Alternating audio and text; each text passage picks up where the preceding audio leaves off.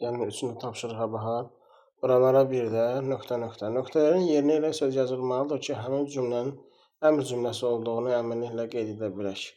Aşağıdakı sözlərdən neçəsi bu tələbi ödəyir? Buralara bir də yanaşma. Yanaşmaya baxırıq ki, əmr şəklində olan fe'l kimi düşünə bilərik ancaq. Deməli, biri götürəcəyik. Buralara bir də gətirdin. Gətirdin sözünü nə etdin? Xəbər şəklində kimdə düşünə bilərik? Bir də gətirdin.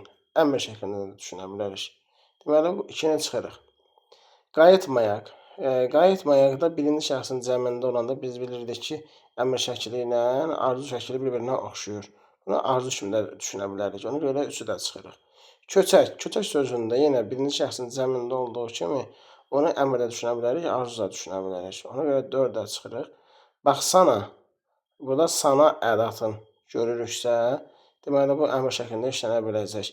Deməli, götürəcəyik biz 1 ilə 5-i, olacaq 2 dənə cavabımız. Cavabımız B variantı olacaqdır.